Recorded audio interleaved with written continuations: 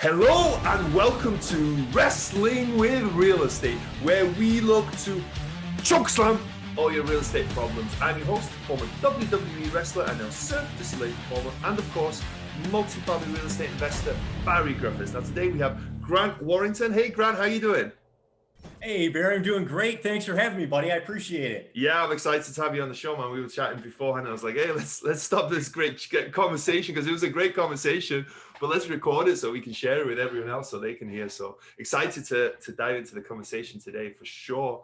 But before we do that, can you give us sort of an introduction into who you are and what you've been up to in real estate? Yeah, no problem. Again, thanks for having me on the show. I've been really excited for this. Man, I love your content, your story, everything. So again, thanks for having me. Grant Warrington, it's just right off the bat, it's my wife and I that invest. We're a husband and wife team, 50% all across the board. And it's a beautiful thing. We lean on each other, help each other out, and we are a 50% partnership. But starting in the beginning, I started by myself in 2003. I bought like 3 houses, I believe it was, and didn't know what I was doing. My personal life wasn't in any kind of an order. And everyone owed me like $5,000, just a huge mess. And I had to declare bankruptcy. No one else was in that deal, in any of those deals. It was all my money. Thank goodness. And I gave the houses back to the bank. This was pre-2008, right up leading to it. And I gave it back. The houses were in great shape. I just couldn't do it anymore. I was a mess. Got out of it. And I always thought, you know what, I'm going to get back doing it again one day. And then I believe 2011 came along and I started getting my personal life in order, which was the big deal. I quit drinking in 2011. And that's where my life changed. With the help of God, I quit drinking. And I met my wife in 2014. And come to find out, she's interested in real estate too. Her dream was to own a 10 unit. One of our first dates, I picked her up at a real estate conference. She a local conference here she was going to. And we said, why don't we buy a house together? So, we bought our first house together before we were married. And I just started listening to podcasts. It was Bigger Pockets was what I listened to. And we bought our first house a couple of months after that. And we were in business and we were out of money. And that was it. I don't know. We didn't know what to do.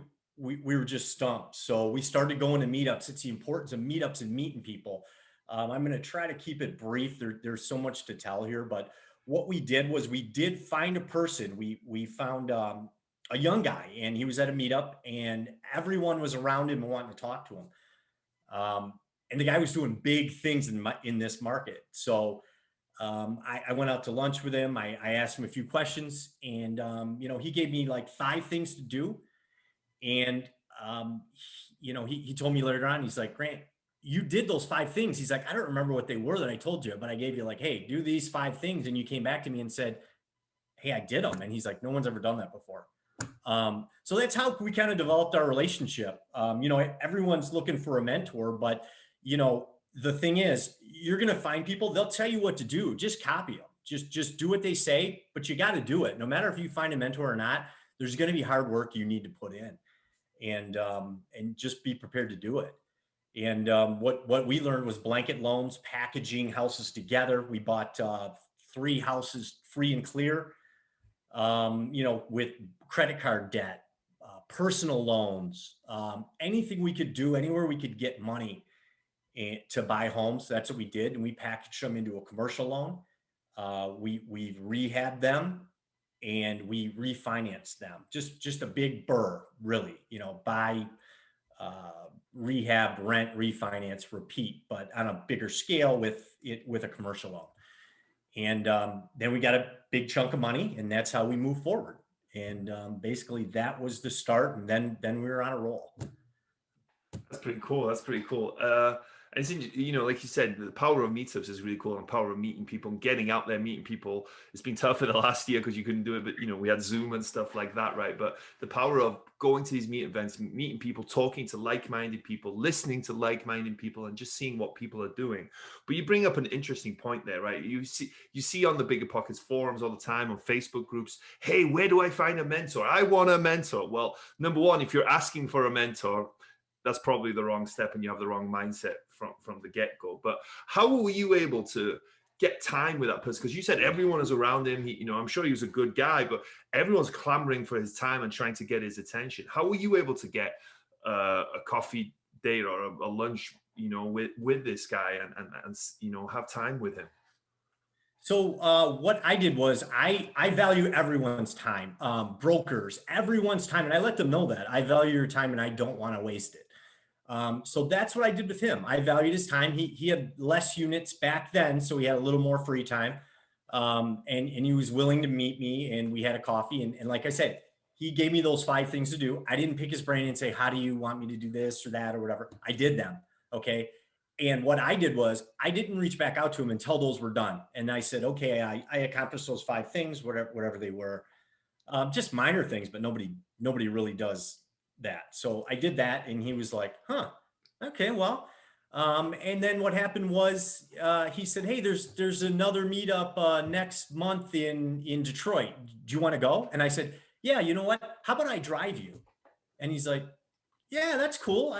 That'd be cool. I said, yeah, I'll drive you. And from then on, I drove him to all meetups, and that was kind of my payback to him. And I listened to him, but I didn't reach out to him until I had accomplished something, or, I wasn't constantly, I was always growing and moving forward. So he saw that, and it wasn't a waste of his time to deal with me. And I made sure of that. But that was one thing I gave back to him. I drove him to all meetups, and I was, and he'd always tell me, hey, thanks for driving. I appreciate it. The gas and everything. I'm like, no. You just don't worry about anything. You just talk. And he would talk on the way to the meetups. He would talk on the way there, and he would talk on the way back. And he was at probably, I don't know, it was either 40 or 80 properties. I don't remember what it was back then. And he would just talk about his problems. And I was at maybe 11 properties, at that point, probably 11. But he's going through these problems that I haven't gone through yet. I haven't faced yet. He's hiring, he's firing, he's doing all these different things, right? So to me, I'm learning, and he's telling me, hey, here's how this is the problem I faced. Here's what you're going to go through. Here's your next hurdle. So it was invaluable. But to your point, you're not going to just be able to reach out to someone on Facebook. I develop and ask someone to be your mentor. Develop a relationship. Go to a meetup. Go to in-person events, and find the people out there. Listen to them, and they'll tell you what to do, and just do it. Basically, like I tell people, we copied. That's the secret. We copied what other successful people did, and we're still doing that today. We're still copying and learning. That's cool. That's really cool. And like you said, you proved yourself to him. I think that's what's important, right? Because like you said, these successful people, they have people clamoring for their time all the time, and people saying, hey, how do I be successful? How do I be like you, or whatever? And then they never do anything, right? They've never looked at a property. Maybe they just expect this person to give them everything, do everything for them, and then almost hand it on a plate. Hey, here's this plate, just eat from it, right? Well, you went out there, you had properties already yourself. He gave you the list of 5 things, and I'm sure he gives that list. I'm guessing, I don't know this guy, and I don't blame him for doing this, but he has a list of 5 things he tells most people to do, and then just as a qualifying, right? As a qualifying. So then if you do them, he's like, wow, okay, this person is qualified for my time, is qualified for me to, expend some energy on. Because if he gives you a list of 5 things and you want this guy's help and you can't be bothered to do those 5 things, what does that tell you about your interest, about your dedication, about your energy levels, about, how committed you are to doing this? So I think that's cool. And I've heard quite a few people actually say,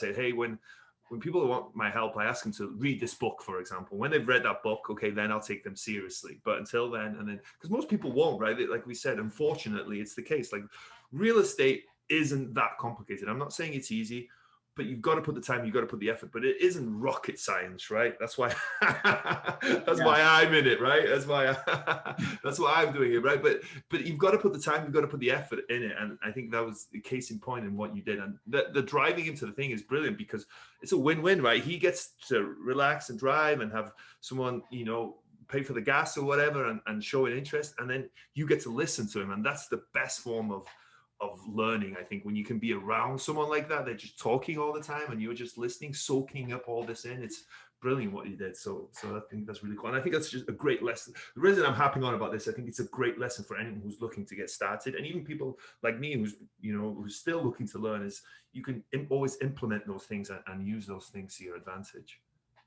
Yeah.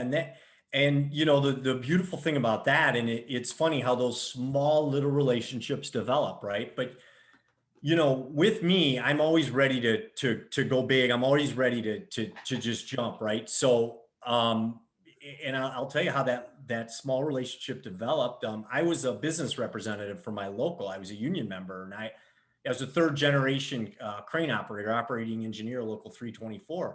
And what happened was I was a representative and employed by the local, and nobody quits those jobs. And what happened was I was talking to my friend here, and he said, you know what, I'm looking to hire a director of operations for my property management company. And he was at maybe 500 units then. And I said, you know what, we talked about it. It was a pay cut, but I said, you know what, I'm going to quit my job with my pension, my healthcare, my company truck, gas card, company cell phone, all that stuff. And did I mention a pension?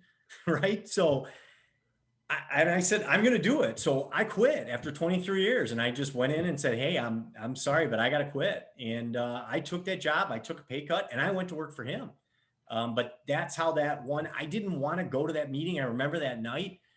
And I just went, and that's when I met him. And that's how that relationship developed. The next thing you know, I'm working for him. So, it's really important getting around those people. I also met our first lender at a meetup, just continually going, him and I. And over time, this lender, I knew he was a lender, but I didn't want to ask for money, right? I didn't want to go out and do that. I knew he'd lend money, but he knew who I was. He saw what I was doing.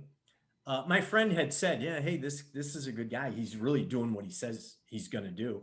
And over time, he came up to me. We developed a relationship, and he said, hey, if you ever want to buy a house, I'll buy it for you. I'll give you the money. And I was like, oh, cool.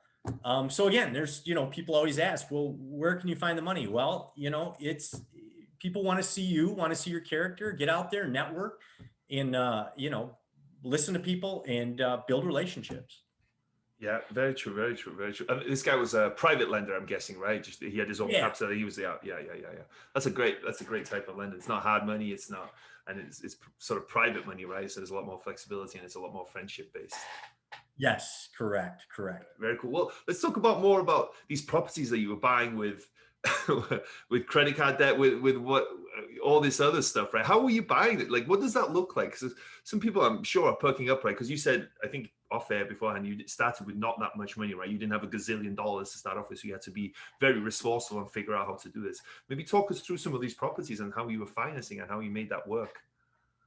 So basically, yeah, what we did, and everyone knows I'm open and honest with all our finances with what we had. I had 20,000, my wife had 20,000.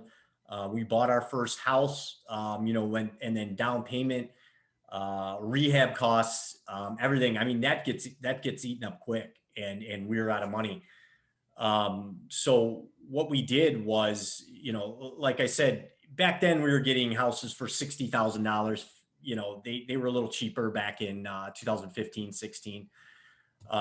But they were good, solid houses still. But what we were doing was like I said, personal loans, credit card debts.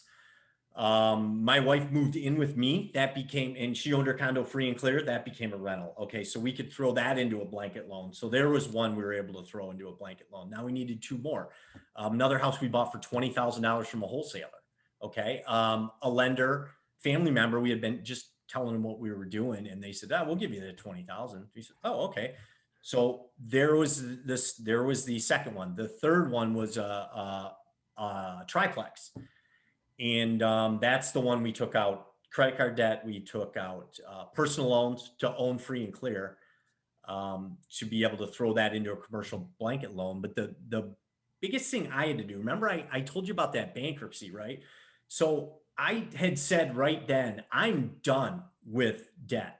I'm not doing it anymore. I didn't have a credit card. I didn't have any of that. And I said, I'm paying cash from now on. I'm not going to go through that again. Okay. And a lot of people do that, or maybe should, when they go through a bankruptcy. And I was like, that's it, I'm done. Okay. And that really was the mindset that I had to change. My wife and I talked about it, and I said, I don't want to take on all this personal debt. And we got to talk about it, and we really got talking about good debt versus bad debt. Right.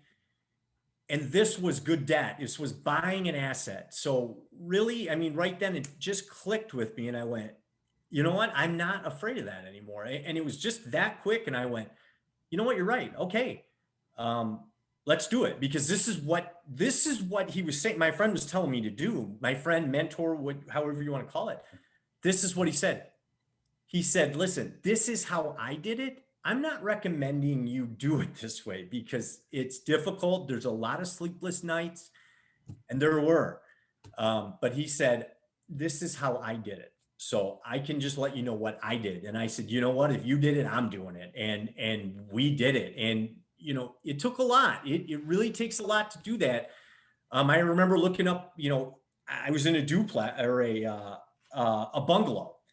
And I was in the living room looking up into the third bedroom because the floor was gone. All the drywall was gone. We had completely gutted the house, looking up into it. And I'll tell you the truth, man, I started crying like, oh my gosh, this has to work. You know what I mean? It was like, there's no turning back. There's no turning back. There's no, we'll just quit and stop. No, I had people depending on me at that point. It was just for a split second. You'll get that. If you're a real estate investor, you're going to get those points and go through that. And then you just go, all right, well, there's only one way to go forward. And we did it. But, I'm honest with people.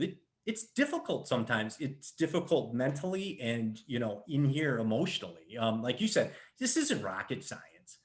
1 foot in front of the other, do something every single day. And that's what we do. But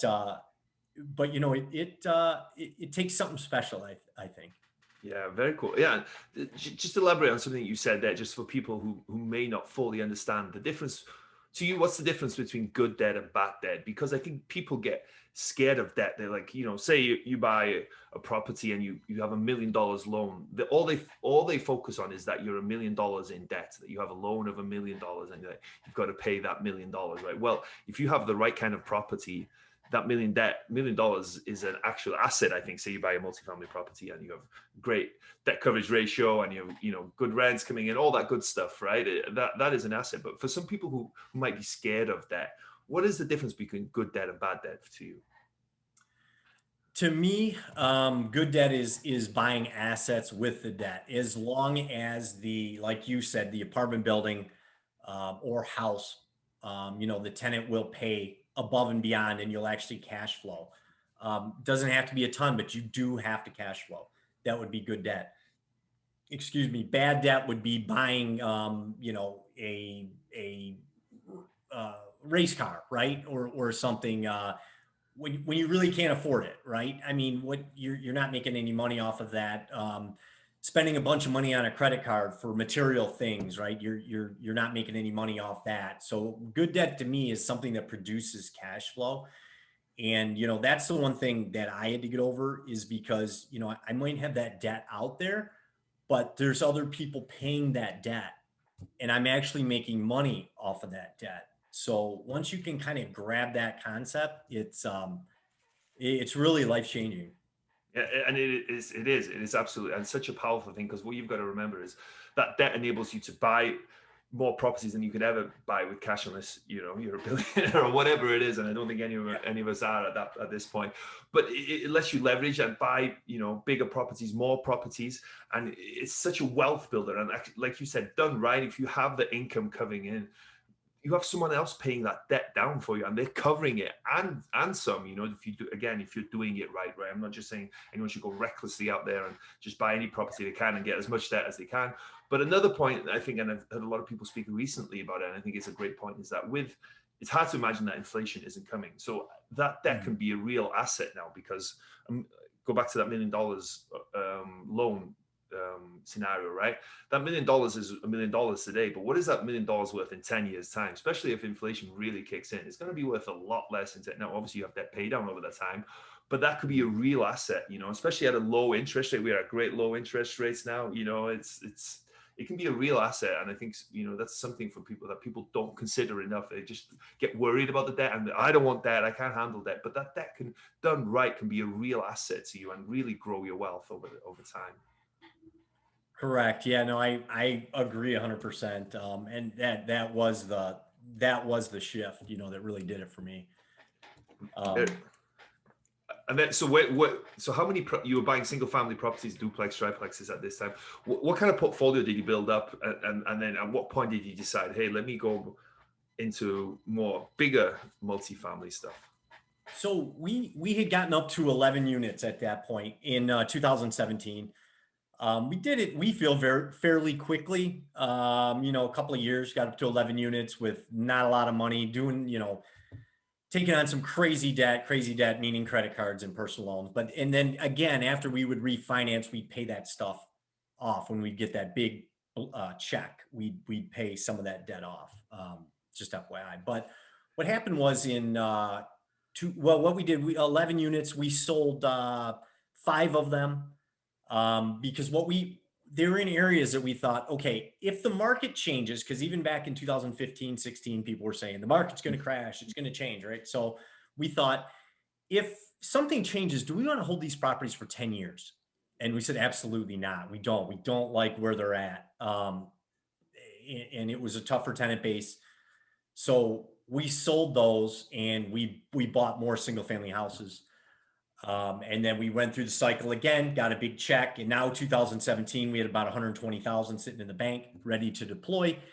And my wife kind of does the math, and she says, Grant, we got to get, if you can get $100 on a single family home, that's like the minimum you should shoot for after everything's, taxes, insurance, maintenance, property management. If you can get $100, $200 right in there, it's just easy math that you're doing good, right? You're cash flowing. So she said, if we get 50 houses that are cash flowing $100, because we have debt on everything, that's $5,000, right? A month. We wanted to shoot for 10,000. So it's like, we'd have to do 100 houses. Let's say 50 houses are cash flowing $200. Let's say that. So 50 houses, I'm like, we'd have to buy 50 houses. We struggled to get to 11, and it's not easy to find these houses. So in 2017, we said, you know what? We're done with houses. And we said, we're going into apartments from now on. We're done. And that's what we did. I actually had a lender call me in 2017, and it's just kind of odd how you progress in this business. And he said, hey, do you want to find a house and I'll buy it for you? He called me and I said, actually, about a month ago, we just made the decision. We're not buying houses anymore. And he's like, oh, okay, well, good for you. But it's just funny how you progress. You're looking for the money, right? How do I do this when I start? And then you have people calling you, right? And we said, we're done. So 2017, we didn't actually close on our first apartment until January of 2019. It's because that one took 9 months to close. It was off market. That was just a crazy story in itself, but we made the decision. We studied as much as we could about apartments then. I mean, we dug in. We did just like how we started in single family homes. Okay, we made the shift to apartments. Now we are all apartments. Laser focused. Single family homes are a distraction. We're laser focused on apartments, education, podcasts, getting around apartment investors, picking their brains. That's what we did. And, today now we're at 3 apartment buildings because of that. Nice. What, you can't tell us that it was a crazy story and then not tell the crazy story. So what was the story on that first one? How did everything work out on that one? It's so I was in the basement of a single family home doing a city inspection, out here, city inspections, a rental inspection. So the city was there, and I told the guy, "Hey, we made it. We're going to start buying apartments, right?" They say, tell everybody what you're doing." So I told the inspector, and he said, "I'll tell you what. There's this lady I know in Trenton, my city. She's like 80 years old. She owns 50 apartments. Talk to her." So I called her, and she answered. I told her what I was looking for. She said, "Here's these 3 apartment buildings. They're kind of mismanaged. Why don't you call them? I'm not looking to sell." I said, "Okay, great. I'll try that." I happen to know one of the guys, and I went into, he owns a party store. I went in there and I talked to him, and he's like, "Yeah, I'll tell you what, we'd be interested in selling." We couldn't come together.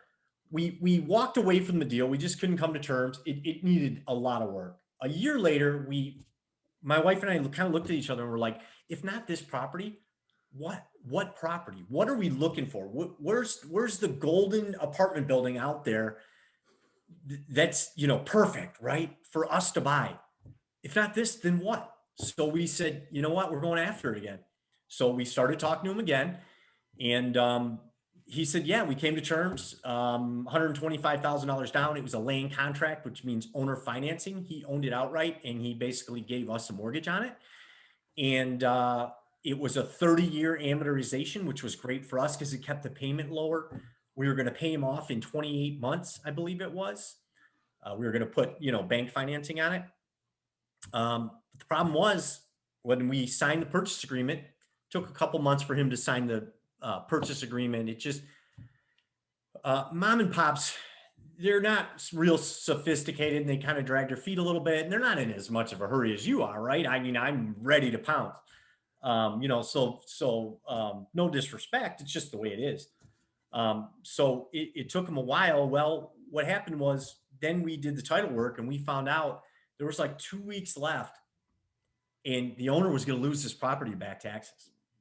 It was already gone. He had 2 more weeks, and it was over. He had to pay $50,000. So we called him, and we're like, this property was in very bad shape, and I mean bad shape. And it was a 20 unit, 15. There was 15 tenants in it, 5 vacancies, and we told him about it, and he said, "All right, fine, I'll pay it." First, he didn't believe us, and then a couple of days later, he goes, "You're right, I'll pay it." He ended up paying it. So we jumped that hurdle. Great, we're ready to rock.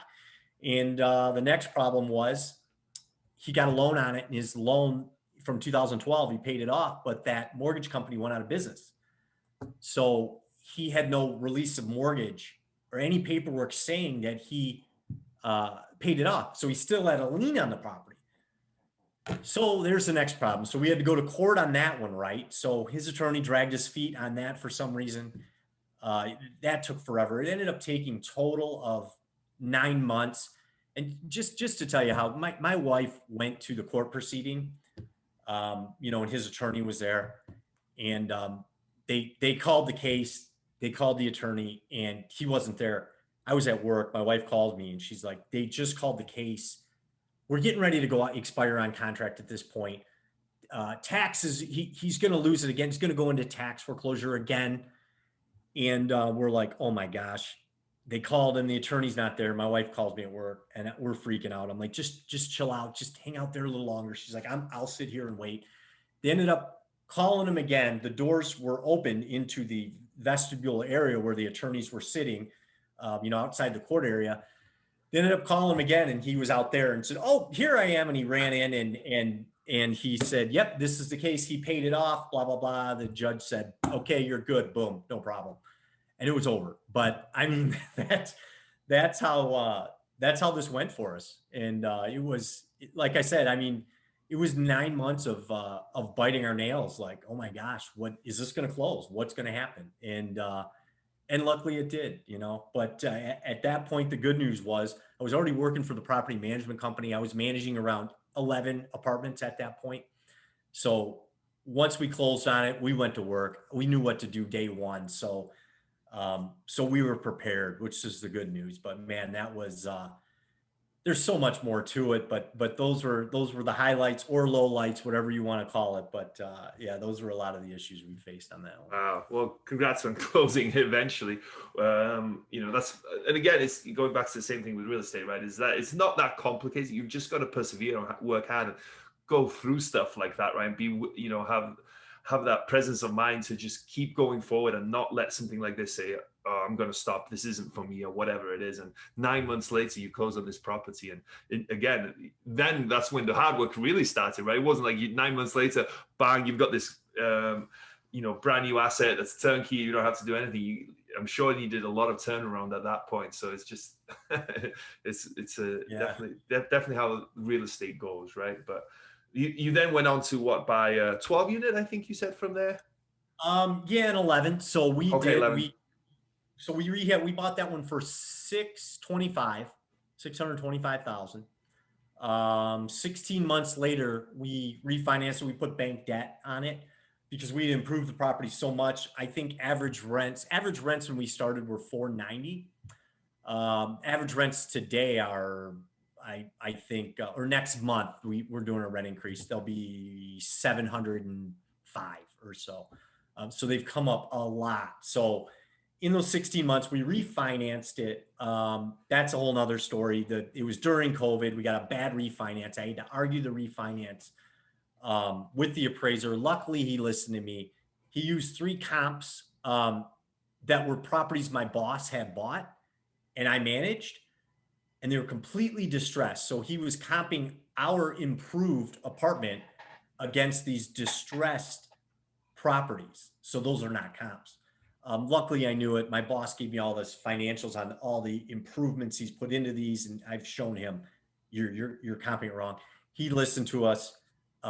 Thank goodness, and we moved forward. So we got a check for $300,000, which is great, right? If you're not a real estate investor listening to this, you're thinking, "Wow, that guy's rich," right? Yeah. If you're a real estate investor, you already know what I did with the money. We spent it. We put it back into the building, and then we purchased an 11 unit. So how I found that, I was a realtor. I had quit the property management job now at this point, and because I didn't have enough time, and I was working hard, and I thought, if I can work that hard for myself, I'll be very successful. So I quit it, went full time as a realtor in Southeast Michigan, and I had a client, and we're showing her houses, and she said, "You know what?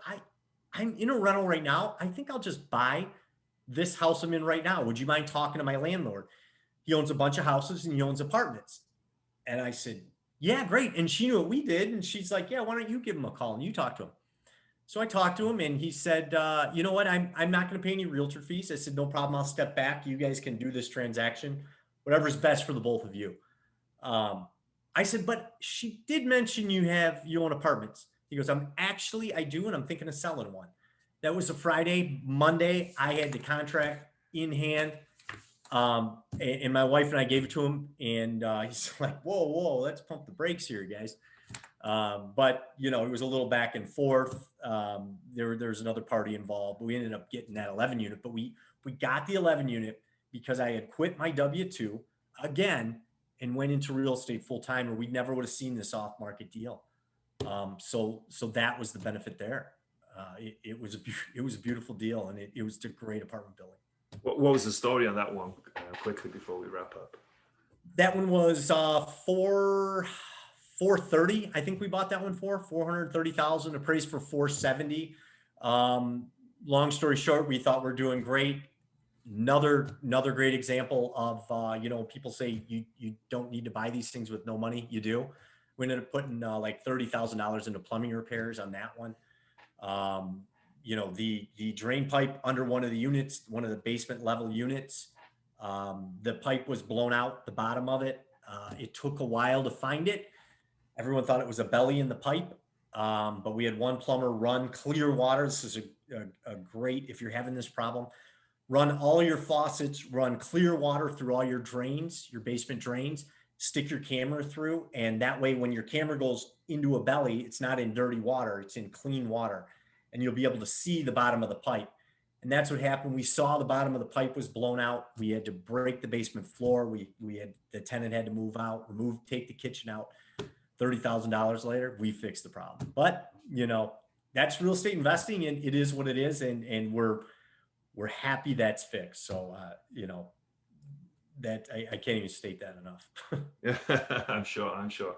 And that's the thing with real estate, right? These things come up, and that's why it's important to have some sort of reserves somewhere that you can access, right? And it doesn't always mean money in the bank. Might mean a HELOC that you have in a property, or you might have a private money person guy that'll lend you the money in a second position or something. Like, you just need access to money somehow, and it's important that you do, because if you just have enough money just to close and that's it, people have made it work. I'm not saying they haven't, but you can really get in trouble. And like you said, you guys, that was a complete, you understand a lot about the repairs and maintenance of these properties, but you didn't see that coming, right? It is, it's something that,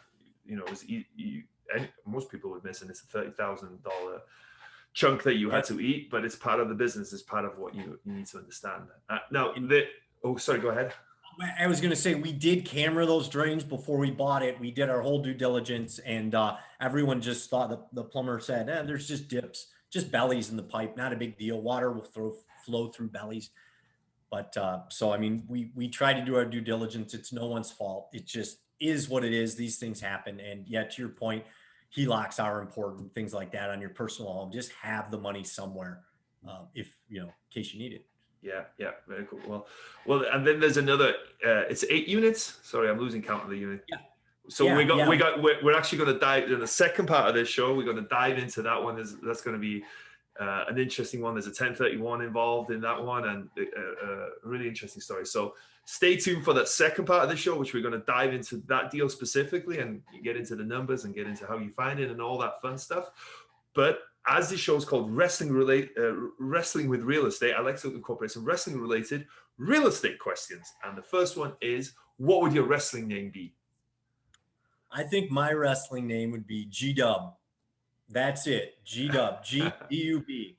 That's awesome. I like that. Every wrestler has a special move. What is your special move in real estate, you think? I think mine would be off-market properties. We're going to talk about this next one. I don't want to give too much away, but I'm great at finding owners, talking to owners, getting owners on the phone, and going after off-market properties. That's a great skill to have, because if you can find them off market, right, you're avoiding that competition. You're hopefully finding a good deal as well, with maybe some motivation with that. So that's, if you can do it, that's the way to do it. So that's a great skill to have. What's been the biggest body slam you've taken in real estate? I would say that bankruptcy. I would say that was tough. That was defeating on so many levels. The other thing is, the hard part about that is when you're doing this and you're having this interview, I had to make a decision a long time ago.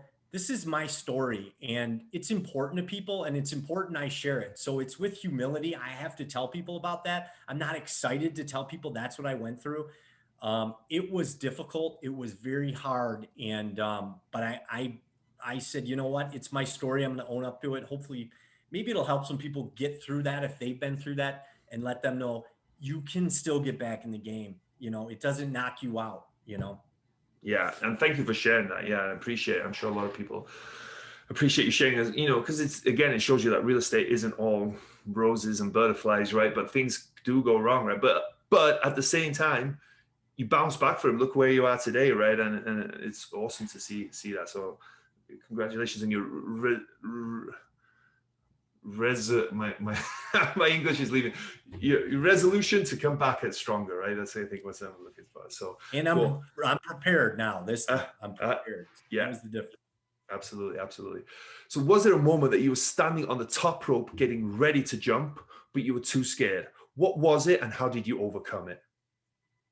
That, I gotta say, that is taking on the debt. I just can't tell you how against it I was. So when my mentor told me that, my friend told me that you're going to have to take some personal loans, credit cards, if you want to grow. You don't have to do it, but that's what I did.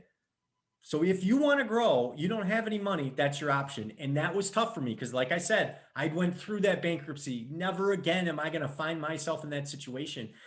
And that was it. And when it clicked, I did. I was on the top rope and I made that decision and I jumped. And thank goodness I did. Thank goodness. Very cool. Very cool. Well, like I said, we're going to do a part 2 of this, which I'm excited to do a deep dive into that latest deal that you've done. But before we go, if people want to find out more about you, maybe someone's looking for a great realtor in the Detroit market. How can they get in touch with you? How can they learn more about what you got going on? You can get in touch with me, warringtoncapital.com. That's our website, our investing website. There's a contact form on there. You can go on there. You can follow me on Instagram. Grant Warrington on Instagram. You can follow me on YouTube, Grant Warrington. I put out fun videos about real estate, how to fix apartment buildings, just some DIY stuff there. And I'm also on TikTok, Grant Warrington, if you want to follow me there. And appreciate likes and subscriptions to all of those too. So. Yeah, I follow you as well. And I can say firsthand that you do put some great content. I really enjoy your videos. It's little things about how to fix stuff or things to look out for, and it's really good. So I recommend everyone follow you. Hey man, thank you so much for being on the show. Like I said, we're going to do part 2 now. This is going to be fun. So I appreciate you being on for the first part. Thanks.